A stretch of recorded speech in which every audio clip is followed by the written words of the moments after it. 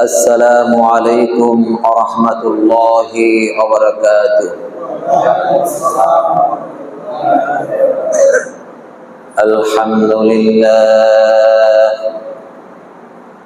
الحمد لله نحمده ونستعينه ونستغفره ونؤمن به ونتوكل عليه ونعوذ بالله من شرور أنفسنا ومن سيئات أعمالنا من يهد الله فلا مضل له ومن يضلله فلا هادي له সকলে পড়ি وأشهد أن لا إله إلا الله وحده لا شريك له وأشهد أن محمدا عبده ورسوله صلى الله تعالى عليه وعلى آله وأصحابه أجمعين أما بعد فأعوذ بالله من الشيطان الرجيم بسم الله الرحمن الرحيم خذ العفو وأمر بالعرف وأعرض عن الجاهلين وإما ينزغنك من الشيطان نزغ فاستعذ بالله إنه سميع بصير. عن عبد الله بن عباس رضي الله تعالى عنه قال قال رسول الله صلى الله عليه وسلم فقيه واحد أشد على الشيطان من 1000 عابد أو كما قال عليه الصلاة والسلام. سبحانك لا علم لنا إلا ما علمتنا إنك أنت العليم الحكيم.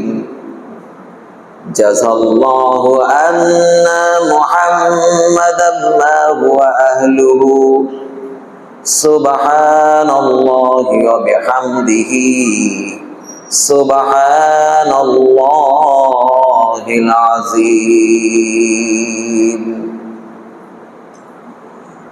رب زدني علما رب زدني علما رب زدني علما رب اشرح لي صدري ويسر لي أمري واحلل عقدة من لساني يفقه قولي رب اشرح لي صدري ويسر لي أمري واحلل عقدة من لساني يفقه قولي. اللهم أرنا الحق حقا وارزقنا اتباعه وأرنا الباطل باطلا وارزقنا اجتنابه. সকলে বলি আমিন. إن الله وملائكته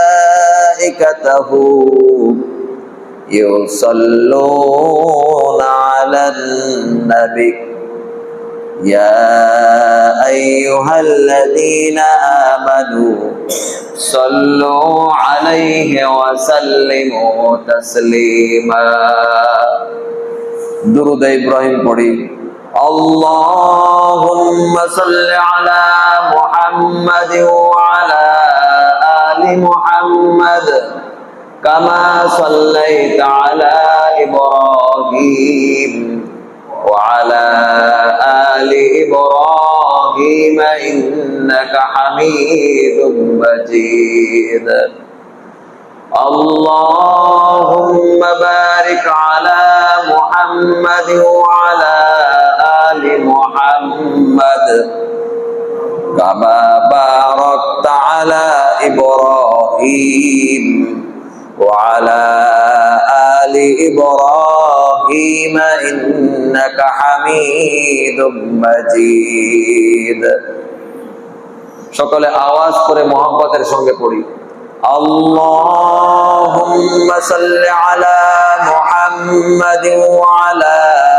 آل محمد كما صليت على إبراهيم وعلى آل إبراهيم إنك حميد مجيد اللهم بارك على محمد وعلى آل محمد كما باركت على إبراهيم وعلى آل إبراهيم إنك حميد مجيد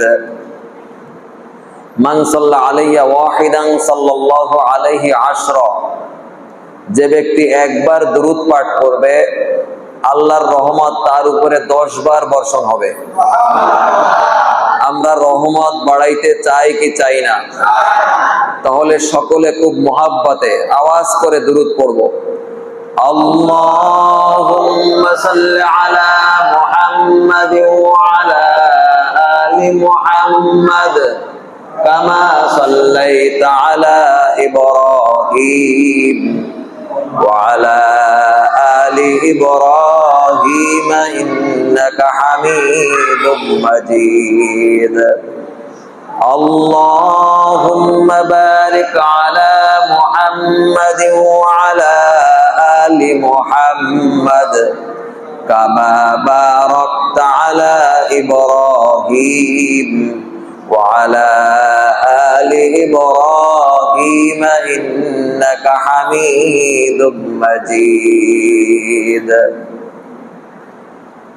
الحمد لله মহান আল্লাহ পাক রব্বুল আলামিনের মহান দরবারে লাখো কোটি শুকরিয়া ও অসংখ্য শুকরিয়া যে মহান আল্লাহ পাক রব্বুল আলামিন আমাকে আপনাকে দুনিয়াবি সমস্ত প্রকার কাজকর্ম থেকে বিয়োগ করে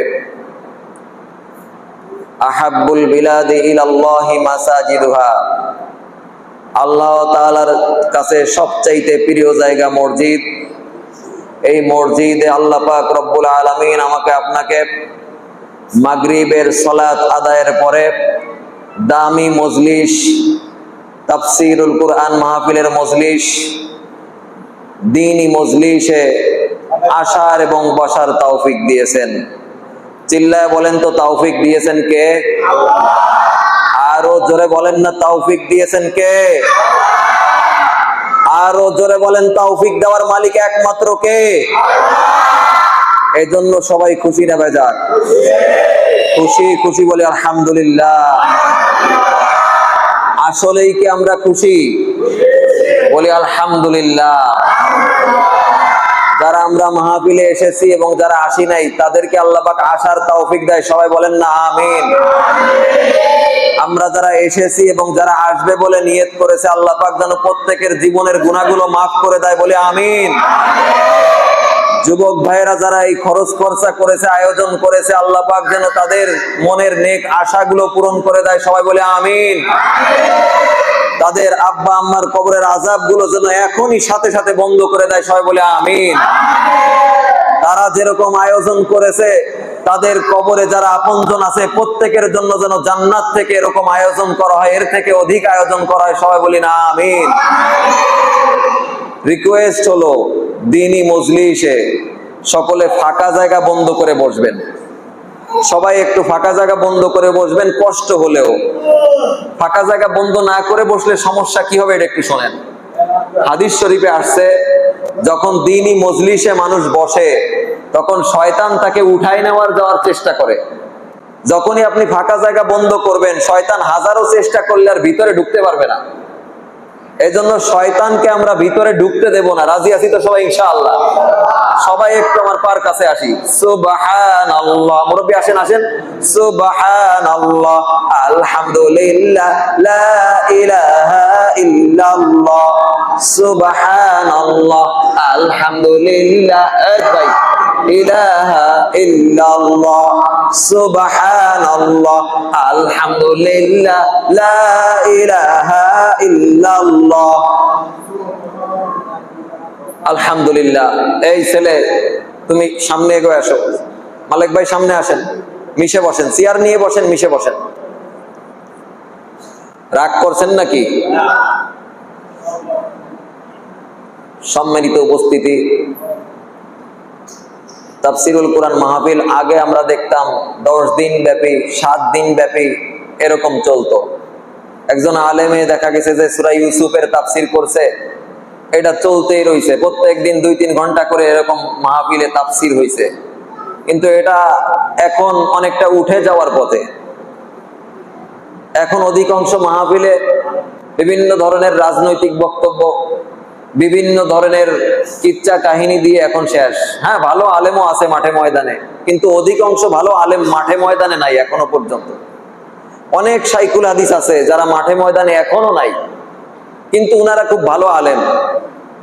আল্লাহ পাক রব্বুল আলামিন যারা মাঠে ময়দানে খেদমত করতেছেন এবং যারা মাদ্রাসায় খেদমত করতেছে, যারা মসজিদে খেদমত করতেছে, প্রত্যেকের খেদমতকে আল্লাহ পাক কবুল করুক। সবাই বলে আমিন।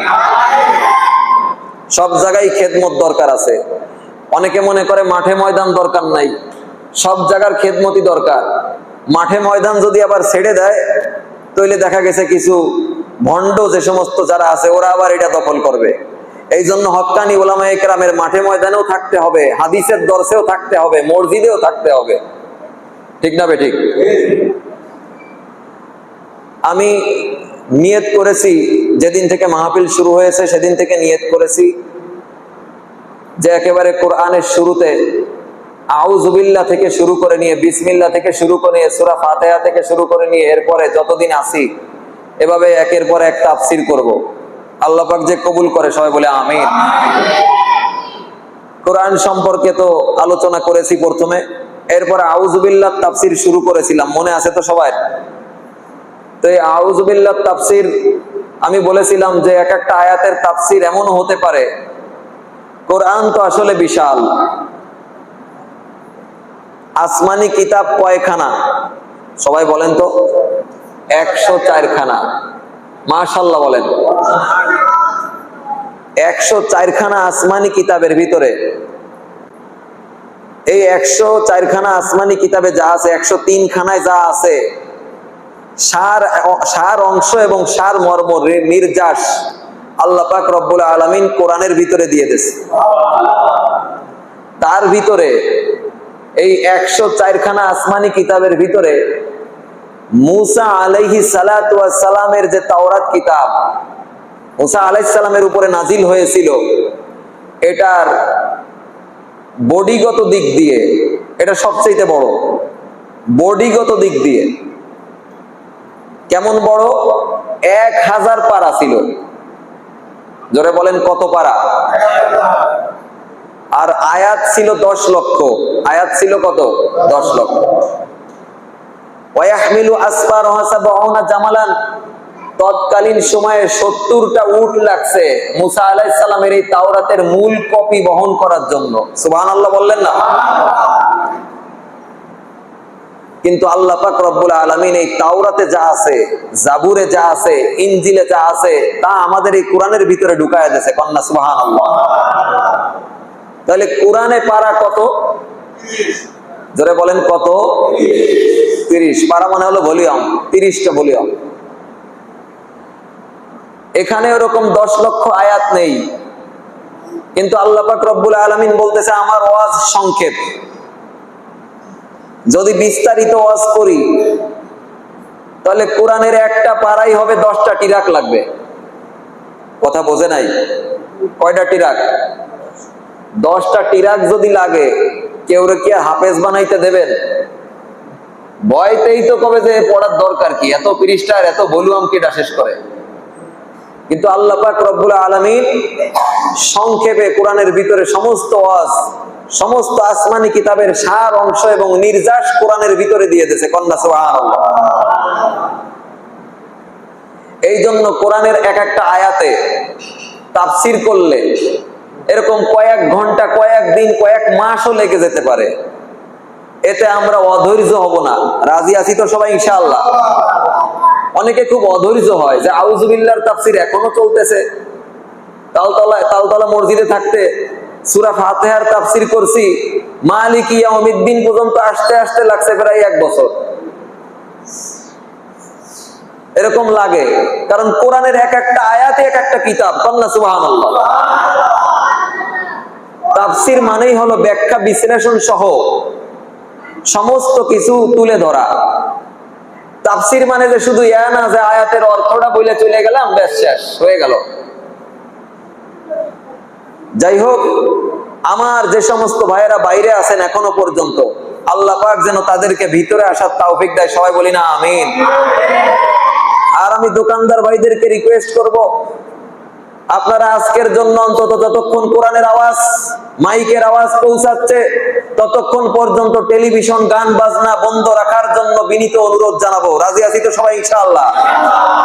আল্লাহ পাক যেন তাদেরকে হেদায়েত দেয়। সবাই বলে আমিন।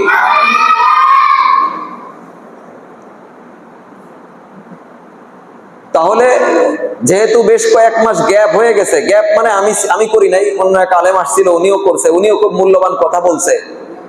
সেহেতু পূর্বে কি আলোচনা হয়েছিল এটার থেকে একটু টেনে গেলে বুঝতে পারবেন, নইলে কেউ কিছু বুঝবেন না। এই জন্য পূর্বের আলোচনা একটু টান দেব। আমি বলেছিলাম যে আউযু বিল্লাহি মিনাশ শাইতানির রাজিম, এটার তাফসীর। এটা আমরা কয়েকটা ভাগে ভাগ করেছিলাম। 1 নম্বরে এটার অর্থ কি, 2 নম্বরে এর সম্পর্কে কোরআনে কি আছে, 3 নম্বরে এর সম্পর্কে হাদিসে কি আছে, 4 নম্বরে আউযু বিল্লাহি মিনাশ শাইতানির রাজিম কোন কোন জায়গায় আমরা পড়বো, এবং 5 নম্বরে কেন পড়বো। এই কয়েকটা বিষয় নিয়ে আলোচনা হবে ইনশাআল্লাহ। বলি ইনশাআল্লাহ। প্রথমে আমরা জানার চেষ্টা করি যে আউযু বিল্লাহি মিনাশ শাইতানির রাজিম এর অর্থ কি। আউযু, আমি আশ্রয় চাচ্ছি, বিল্লাহি, আল্লাহর কাছে, বি মানে হচ্ছে দ্বারা, আল্লাহর কাছে আমি আশ্রয় চাচ্ছি। মিনাশ শাইতান, মিন মানে হতে বা থেকে, মিনাশ শাইতান মানে শয়তান থেকে, রজিম মানে বিতাড়িত। রজিম মানে কি? বিতাড়িত। এক এলাকায় গিয়ে দেখলাম একজনের নাম রাখছে রজিম। কোন এলাকায় এটা বলার দরকার নাই। আমার কাছে এসে বলতেছে, হুজুর বাচ্চার নাম রাখছি রজিম। কি নাম রাখছে? আমি বললাম যে আপনি যে রজিম নাম রাখলেন এর অর্থ জানেন? এটা তো কোরআনে আছে। বাচ্চার নাম রাখছে কি বলেন তো? রজিম। রজিম শব্দের অর্থ কি? বিতাড়িত। তাই আমি বললাম যে আপনি যে রজিম রাখলেন কেন? ভাই কোরআনে তো আছে। আর একজনের নাম রাখছে রমিম।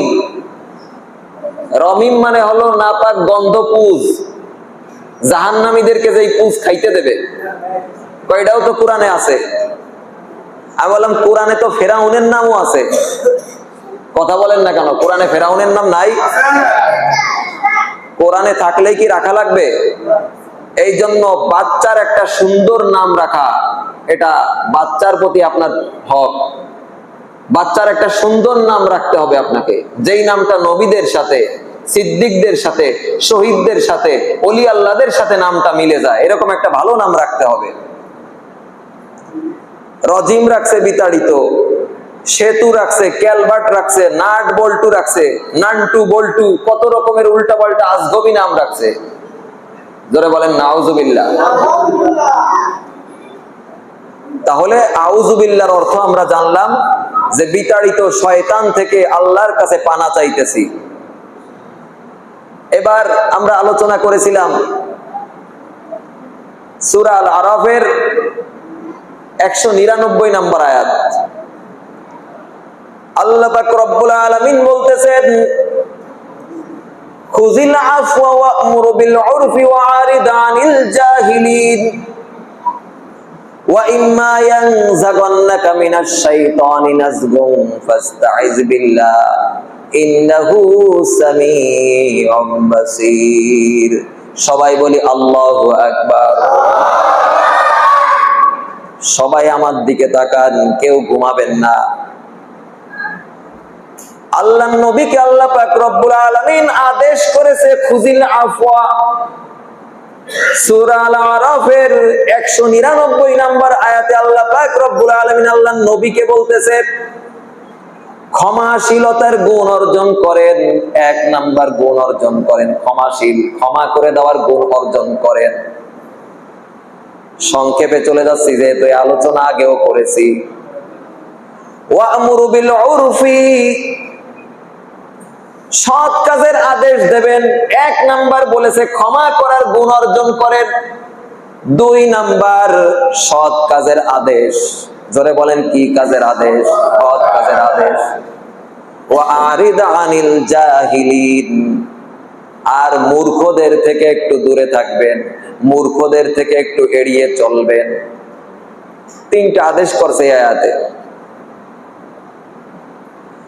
এই 3টা কাজ করা খুব কঠিন, শয়তানে ধোঁকা দিতে পারে। এই 3টা কাজ করতে গেলে, নেক কাজ করতে গেলে ধোঁকা দিতে পারে, সৎ কাজের আদেশ করতে গেলে ধোঁকা দিতে পারে। জোরে বলেন পারে কি পারে না?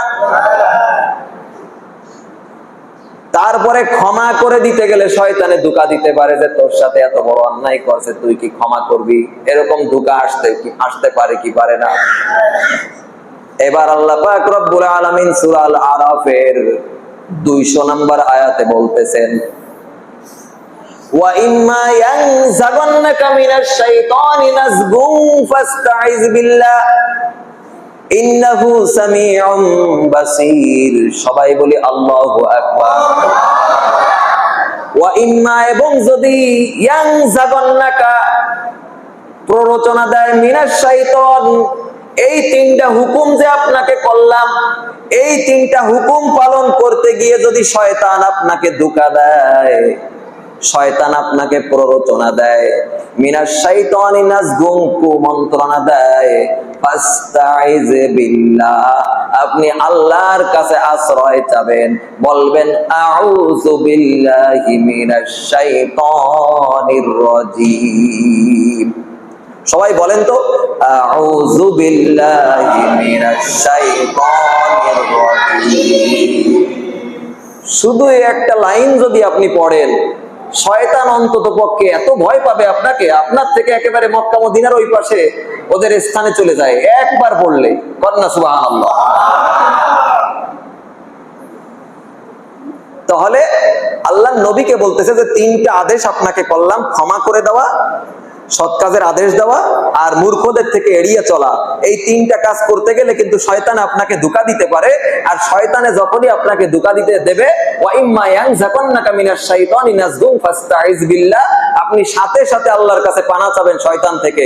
কিভাবে পানা চাবেন? আউযু বিল্লাহি মিনাশ শাইতানির রাজীম। এবার আল্লাহ পাক রব্বুল আলামিন বলতেছেন ইন্নাহু সামিউম বাসীর, নিশ্চয়ই সামিউম, নিশ্চয় আমি সব শুনি। কন্যা সুবহানাল্লাহ। বাসীর, সব দেখি, সব দেখে, সব শুনে। কন্যা আল্লাহু আকবার। এটা হচ্ছে সূরা আল-আরাফ 199 এবং 200 নম্বর আয়াত। এরপর আল্লাহ পাক রব্বুল আলামিন সূরা মুমিনুনের 96 নম্বর আয়াতে বলতেছেন ওয়ালা তাস্তাবিল হাসানাতু ওয়ালাস সাইয়্যা। হে নবী, আল্লাহর নবীকে এবার বলতেছে, শুধু আল্লাহর নবীকে বলছে তা না, কিয়ামত পর্যন্ত যত আনেওয়ালা উম্মত আছে, মুমিন মুসলমান আছে, সবাইকেই আদেশ করেছে। কি আদেশ? ওয়ালা তাস্তাবিল হাসানাতু ওয়ালাস সাইয়্যা, ওয়ালা তাস্তাবি, প্রতিহত করেন, আলাস সাইয়্যা, ভালো দিয়ে মন্দকে প্রতিহত করেন। অনেকে কয় যে হকের বল নাই, হক কথার ভাত নাই। জোরে বলেন না নাউজুবিল্লাহ। চোর হলো 10 জন, জোরে বলেন চোর কয়জন? মালিক হলো একজন। মালিক কয়জন? একজন। সবকিছু চুরি করে এবার যাওয়ার সময় হইছে, মালিকে শুধু কাশি দিয়েছে। মালিক কয়জন? চোর কয়জন? মালিকের কাশি শুইনে এই 10 জনে মালপাতি থুয়ে দিয়েছে দৌড়। তাহলে হকের শক্তি বেশি না বাতিলের শক্তি বেশি? আল্লাহ পাক তাই বলতেছেন, ওয়ালা তাস্তাবিল হাসানাতু ওয়ালাস সাইয়্যাহ, আপনি ভালো দিয়ে মন্দকে প্রতিহত করেন, কারণ হকের শক্তি বেশি। কন্যা সুবহানাল্লাহ। জোরে বলেন শক্তি বেশি কার? এটা মনে রাখবেন, বাতিল যত বেশি হোক না কেন এরা পরাজিত। এরা কি বলেন তো? এরা যত শক্তিশালী হোক দেখবেন একদিন ধ্বংস হয়ে গেছে, কিন্তু হক কখনো ধ্বংস হবে না, কিয়ামত পর্যন্ত টিকে থাকবে। কন্যা সুবহানাল্লাহ। আর হক যেদিন ধ্বংস হবে মনে করবেন কিয়ামত হয়ে যাবে, আর বেশি দেরি নাই। এই আয়াতটা লক্ষ্য করি, ওয়ালা তাস্তাবিল হাসানাতু ওয়ালাস সাইয়্যাহ, আপনি ভালোকে ভালো দিয়ে মন্দকে প্রতিহত করেন। ওয়া ইম্মা ইয়ানজাগান্নাকা মিনাশ শাইতানি নাজগুম ফাস্তাইজ বিল্লাহ। এই জায়গা আল্লাহ পাক রব্বুল আলামিন বলতেছে, অকুর রব্বি আউযু বিকা মিন হামাযাতিশ শায়াতিন। এই যে ভালো দিয়ে আপনি মন্দকে প্রতিহত করবেন, এই সময় শয়তান আপনার পিছনে লেগে যেতে পারে। কথা বলেন ঠিক না বেটি? যত ভালো কাজ সেই জায়গায় দেখবেন শয়তানের উপদ্রব বেশি। ঠিক না বেটি? যেই লোকটা নামাজি ওই লোকটার পিছনে শয়তান বেশি। কথা বলেন ঠিক না বেটি? যে বেনামাজি সে তো শয়তানের দলের লোক। কথা বলেন ঠিক না বেটি? তার পিছনে শয়তানের মেহনত করা লাগে না, শয়তান মেহনত করে দিনদার লোকের পিছনে। কথা বলেন ঠিক না বেটি? জামানার পয়গম্বর মুসা আলাইহিস সালাতু ওয়াস সালাম একদিন রাস্তা দিয়ে যাইতেছে, যাওয়ার সময় দেখে ইবলিস যাইতেছে। ইবলিস হাতে অনেকগুলো চাবি। যারা বলেন হাতে কি? মুসা আলাইহিস সালাম খুব রাগ ছিল। মুসা আলাইহিস সালামের খুব রাগ ছিল। তাফসীরের ভিতরে আসছে মুসা আলাইহিস সালাম যখন রাগান্বিত হতেন চুলগুলো দাঁড়ায় যেত, পাগড়ি ভেদ করে চুলগুলো দাঁড়ায় যেত। কন্যা সুবহানাল্লাহ। মুসা আলাইহিস সালাম ইবলিস রে প্রশ্ন করছে, ইবলিস কই যাও? আমার কাজ মানুষের খারাপ পথে নিয়া, সেই কাজেই যাই। এত এত চাবি কে হাতে? এত চাবি কে? এই চাবি দেই তো খারাপ পথে নেই। একটা চাবি এত বড় কে? একটা চাবি আবার আসমান সমান লম্বা। একটা চাবি এত বড় কে? কয় হুজুর এটা আমনের লাগে। কি কয়? এটা আমনের লাগে। মুসা আলাইহিস সালামের জিদ বেশি, দেশে চড় একটা। বুঝতে পারছেন নাকি কথাটা? অনেকে বলে যে হুজুরকে পিছনে শয়তান বেশি, টুপির মধ্যে শয়তান। ছোটবেলায় কইতো মাদ্রাসায় পড়তে গেলে, কয় হুজুরকে টুপির মধ্যে শয়তান। ওরা যে কয় ঠিকই কয়, কারণ ও তো হাফেজ হইলে আলেম হইলে সারা জীবন শয়তানরে জ্বালাবে, ওর পিছনেই তো শয়তান মেহনত করবে। কথা বলেন ঠিক না বেঠিক? আল্লাহ পাক রব্বুল আলামিন তাই বলতেছে যে আপনি যে ভালো দিয়ে মন্দকে প্রতিহত করবেন, ভালোর পিছনে শয়তান বেশি লাগে। কথা বলেন ঠিক না বেঠিক? তাফসীর কি বুঝতেছেন? তাহলে যদি শয়তান পিছনে লাগে আপনি বলেন অকুর রব্বি আউযু বিকা মিন হামাযাতিশ শায়াতিন। আপনি বলেন হে আমার রব, আউযু বিকা, আমি আপনার কাছে আশ্রয় চাইতেছি, মিন হামাযাতিশ শায়াতিন, শয়তানের প্ররোচনা থেকে আমি আপনার কাছে পানা চাইতেছি। এইটা হলো সূরা মুমিনুনের 97 নম্বর আয়াত। এরপর আল্লাহ পাক রব্বুল আলামিন বলতেছে ওয়া আউযু বিকা রব্বি আইয়াহদুরুন। আর একটা বিষয় আপনি পানা চাবেন, সেটা হলো কি? শয়তান যেন আপনার নিকট উপস্থিত হইতে না পারে, উপস্থিত যেন হইতে না পারে, এই জন্য আপনি পানা চাবেন। আমর ইবনে শুআইব রাদিয়াল্লাহু তাআলা আনহু বলেন, আল্লাহর নবী সাল্লাল্লাহু আলাইহি ওয়াসাল্লাম, এটা তিরমিজির বর্ণনা, তিরমিজি শরীফের বর্ণনা। আমর ইবনে শুআইব রাদিয়াল্লাহু তাআলা আনহু বর্ণনা করতেছে, আল্লাহর নবী সাল্লাল্লাহু আলাইহি ওয়াসাল্লাম আমাদেরকে শিখাইতেন, ইউআল্লিমুনা, যে তোমাদের কেউ যদি ঘুমের ভিতরে ভয় পায় তখন সে যেন এই দোয়া পড়ে। কি দোয়া? আউযু বিকালিমাতিল্লাহিত তাম্মাতি মিন গাদাবিহি ওয়া ইকাবিহি ওয়া মিন শাররি ইবাদিহি ওয়া মিন হামাযাতিশ শায়াতিনি ওয়া আইয়াহদুরুন। সবাই বলে আল্লাহু আকবার। আউযু বিকালিমাতিল্লাহ, আয় আল্লাহ আমি আপনার নিকট আপনার কালিমার মাধ্যমে আশ্রয় চাই। কিসের আশ্রয় চাই? মিন গদাবিহি, আপনার ক্রোধ থেকে। জোরে বলেন, কার ক্রোধ? আল্লাহর ক্রোধ। ওয়া ইকাবিহি, আপনার শাস্তি থেকে। ওয়া মিন শাররি ইবাদিহি, এবং আপনার বান্দাদের অনিষ্ট থেকে। কারণ সবাই তো আর ভালো না, ক্ষতিকর বান্দা আছে না নাই? মানুষের ক্ষতিকর এরকম আছে না নাই? এই দোয়া পড়বেন তারা যদি কোনো মানুষের ক্ষতি করার আশঙ্কা থাকে। অমিন হামাযাতিশ শায়াতিন, এবং শয়তানের প্ররোচনা থেকে। ওয়া আইয়াহদুরুন, এবং শয়তানের উপস্থিতি থেকে। শয়তান যেন আমাদের কাছে উপস্থিত না হইতে পারে। যদি কেউ এই দোয়াটা মুখস্থ করে শোয়ার সময় পড়তে পারেন, ঘুমানোর টাইমে যদি কেউ পড়েন, ওই রাত্রে শয়তান আপনার কাছে উপস্থিত হইতে পারবে না। কন্যা সুবহানাল্লাহ। দোয়াটা সবাই আমার কাছ থেকে শিখবেন, যে কোনো আলেমই পারে তার কাছ থেকে শিখে নেবেন। রাজি আছি তো সবাই ইনশাআল্লাহ? এবার আল্লাহ পাক রব্বুল আলামিন সূরা হামিম সাজদার 34 নম্বর আয়াতে আল্লাহ পাক রব্বুল আলামিন বলতেছে, ওয়ালা তাস্তাবিল হাসানাতু ওয়ালাস সাইয়্যাহ ইদফা বিল্লাতী হিয়া আহসান ফাইযাল্লাযী বাইনাকা ওয়া বাইনাহু আদাওয়াতুন কাআন্নাহু ওয়ালিয়্যুন হামীম। সবাই বলি আল্লাহু আকবার। এটা হলো সূরা হামিম সাজদার 34 নম্বর আয়াত। প্রথম যে দুই আয়াত বলছি সূরা আল আরাফের 199 এবং 200, পরবর্তীতে যে আয়াত তিনটা বলছি সূরা মুমিনুনের 96, 97, 98 নম্বর আয়াত। আর এটা হলো সূরা হামিম সাজদার 34 নম্বর আয়াত। আল্লাহ পাক রব্বুল আলামিন বলতেছে যে ভালো এবং মন্দ কখনো সমান হয় না। কন্যা সুবহানাল্লাহ। এবার কি বলতেছে? ওয়ালা তাস্তাবিল হাসানাতু ওয়ালাস সাইয়্যাহ, আপনি ভালোকে ভালো দিয়ে মন্দকে প্রতিহত করেন। ফাইযাল্লাযী বাইনাকা ওয়া বাইনাহু আদাওয়াতুন কাআন্নাহু ওয়ালিয়্যুন হামীম। তাহলে কি হবে যদি কেউ আপনার সাথে খারাপ ব্যবহার করে, তার সঙ্গে যদি আপনি ভালো ব্যবহার করেন তাহলে কি হবে? ফাইযাল্লাযী বাইনাকা, বাইনাকা মানে হচ্ছে আপনার ভিতরে, অবাইনাহু মানে হচ্ছে তার ভিতরে, আদাওয়াতুন মানে হলো শত্রুতা।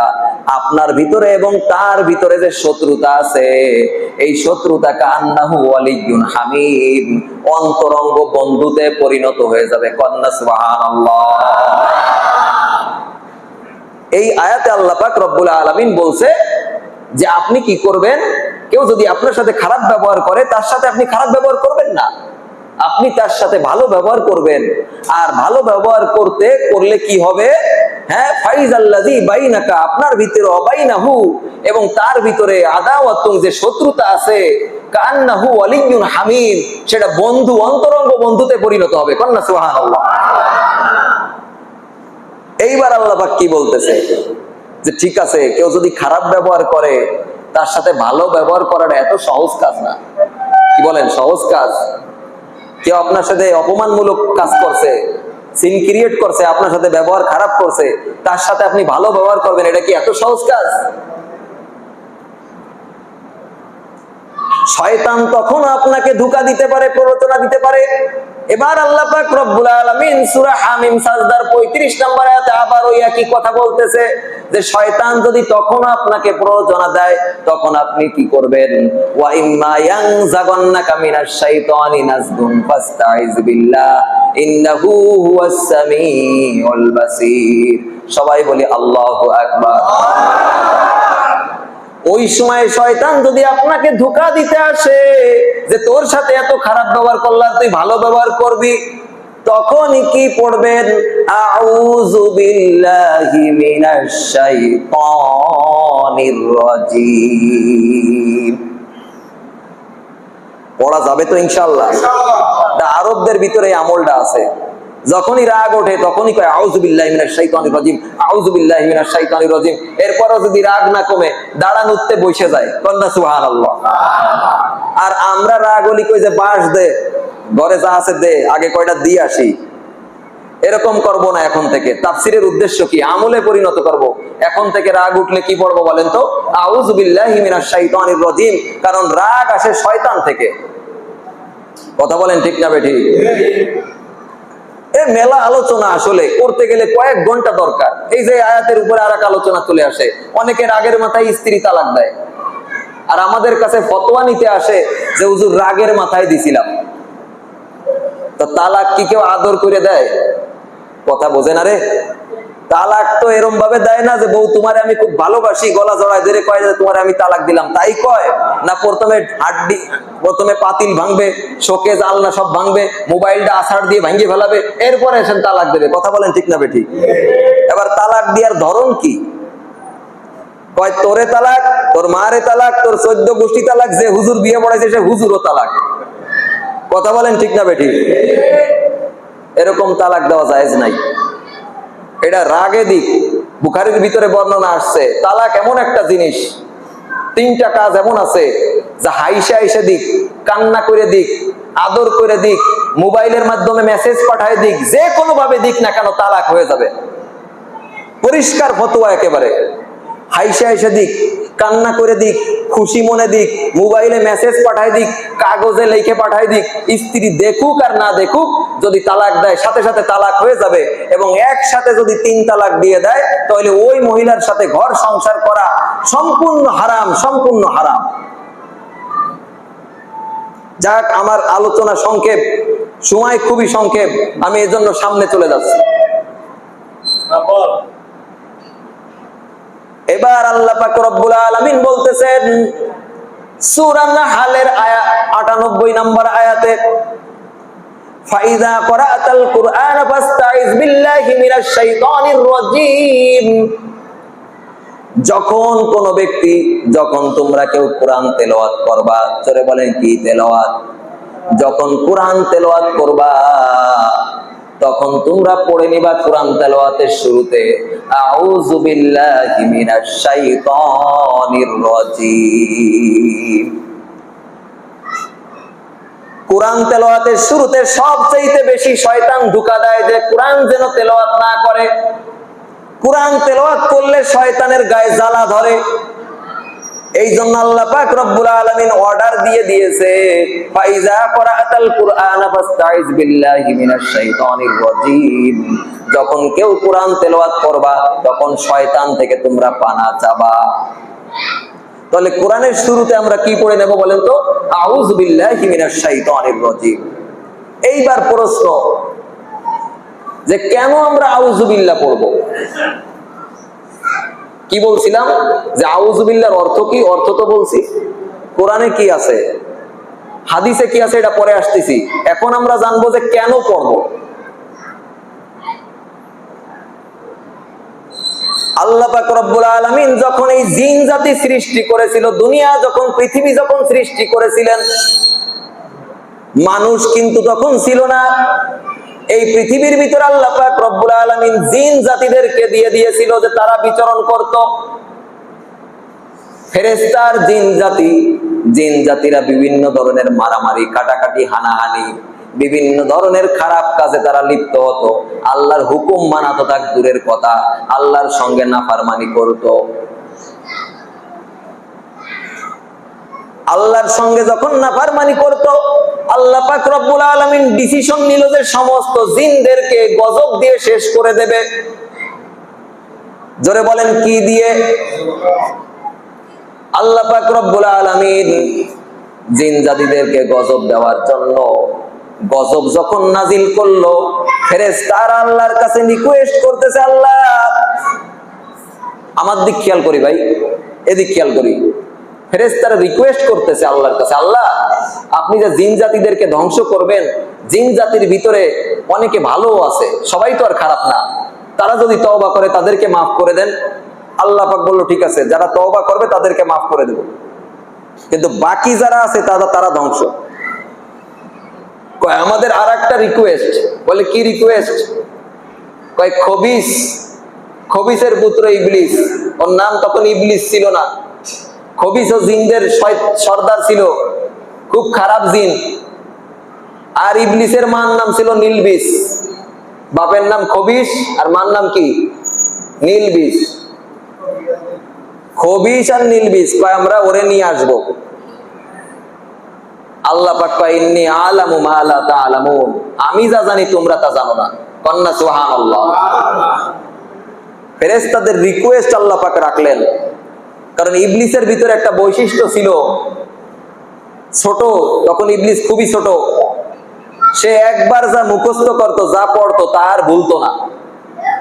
ফেরেশতারা বলতেছে সে তো ছোট, সে তো খারাপ হয় নাই, তারে আমরা আইনে ভালো কিছু শিক্ষা দেব।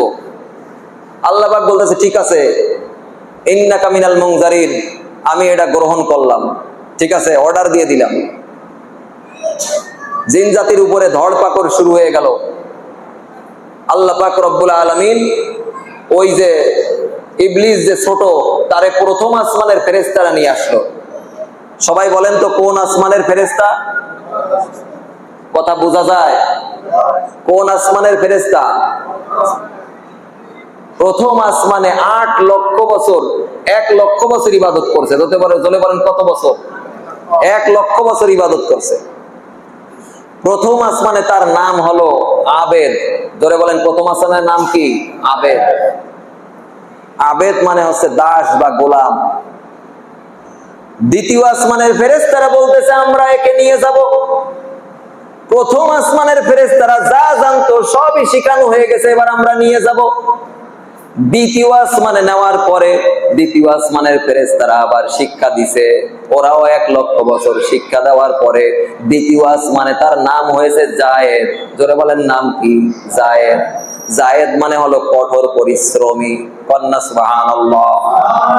আরো জোরে বলেন তো সুবহানাল্লাহ। জায়েদ মানে হলো কঠোর পরিশ্রমী, কারণ ইবলিস সারাদিন আল্লাহর ইবাদতে ব্যস্ত থাকতো। তৃতীয় আসমানের ফেরেশতারা আল্লাহর কাছে রিকোয়েস্ট করলো, আল্লাহ তাকে আমরা নিয়ে যেতে চাই। তৃতীয় আসমানে তার নাম দেওয়া হলো, সেখানেও 1 লক্ষ বছর ইবাদত করেছে। ধরে বলেন কয় লক্ষ? তৃতীয় আসমানে তার নাম দেওয়া হলো আরিফ, মানে সমৃদ্ধ। প্রথম আসমানের নাম কি? আবেদ। মাশাআল্লাহ মনে আছে। দ্বিতীয় আসমানের নাম কি? জায়েদ। তৃতীয় আসমানের নাম কি? আরিফ। চতুর্থ আসমানের ফেরেশতারা বলতেছে আল্লাহ তাকে আমরা নিয়ে যাব। তৃতীয় আসমানের ফেরেশতারা যা জানে সবই শিক্ষা দেওয়া শেষ।